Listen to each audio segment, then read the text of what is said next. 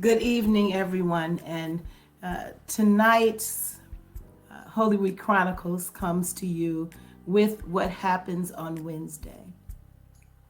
And while we have spent our time over the last 2 days on Monday and Tuesday in Mark, today we go to Matthew. We go to Matthew, the 26th verse, the 26th chapter, beginning at the 6th verse.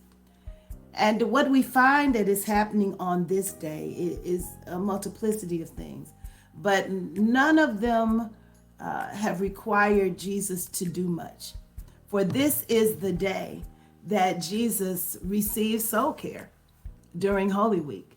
He has dealt with what happens on Monday and the cursing of the fig tree and turning over the temple, and then on Tuesday, teaching about what happened with that fig tree and all of the other lessons that were taught to the disciples over that Tuesday and everything that they experienced in Jerusalem, and then knowing that the plotting was getting even stronger. On today, Jesus is really receiving care. He is going to a dinner at the house of Simon the leper, and just as an aside, Simon the leper is in Bethany, where those persons who were not accepted in Jerusalem, those persons on the margin, got to hang out in Bethany because Bethany was a place they could be received. Not only could they be received in Bethany, but it was the place where those who were poor could receive alms, could receive help. And so Bethany would be that place that Jesus would hang out. And on this day, this same evening, where Judas will go and have that conversation where he will conspire with those who are to kill Jesus. They also call this Spy Wednesday, as in addition to Holy Wednesday, where Judas goes and does what Judas is going to do to be part of this great plan to save us. But on this day, Jesus is in Bethany having dinner, and Mary, in this account, comes in and breaks open an expensive bottle of perfume. And in her remembering everything that he has taught her, and remembering everything that he has shown her, and in raising her brother from the dead, and all of the things that she had experienced at the feet of Jesus, her gratefulness pours out. And when her gratefulness pours out, she is able to pour that out, and the text says that she wiped his feet with her tears and dried them with her hair, to let Jesus know just how much Jesus was loved and cared for. There were those sitting there. Some say it was Judas, and some say it was the disciples in mass who cautioned her, who told her that the expense that was wasted on this floor, wasted on Jesus's feet, could have been helping the poor, and that she had wasted this on Jesus. But Jesus said, leave her alone. How wonderful to have the Master champion your cause.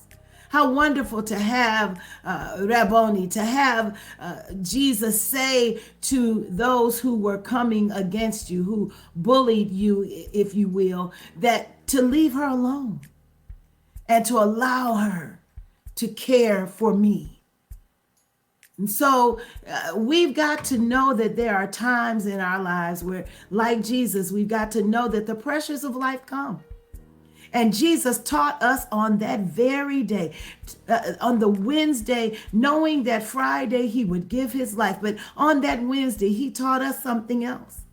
He taught us to receive care, because that care was not just the anointing of his feet. Jesus says it was preparing him for burial. Jesus said that in doing so, Mary cared for Jesus' soul.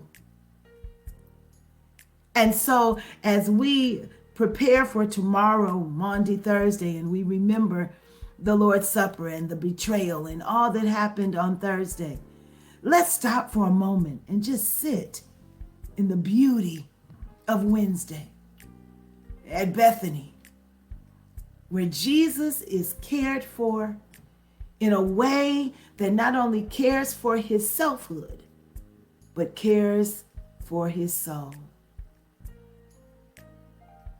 It is our need to do the same, to sometimes just sit and to receive care, even if it's from us as we share with the Father. But I hope that you will find some folk like Jesus did, to be able to sit in their presence, to be exactly who you are, flaws and all, and know that someone cares about the sacrifice you give, and that they can say to you, you deserve to be cared for. I hope that these chronicles are helping someone to see more than just those things we always talk about in this week. But I particularly love Wednesday, for with all of the pressure that we know was on Jesus, knowing that his time was at hand, that he allowed himself to be cared for, and in turn ended up caring for Mary because he championed her even when those pushed back against her. May God bless you and keep you on tonight. May God remind you that even in the midst of whatever is going on in your life, that there is a time to be still and to feel the presence of God from others, so that you can say, not only has my selfhood been cared for, but my soul has been cared for. And despite what I have to do, it is well with my soul. May God bless and keep you is my prayer. We'll see you early on tomorrow as we have long days for the next 2 days. For those of you who are involved in Holy Week services and the commemorating of this time, you know that the day gets busy. But we will find our time in the midst of this to share what happens in the Holy Week Chronicles on Thursday, and then again on Friday. And so we ask that you would continue to be prayerful as you go through this week, to remember Jesus.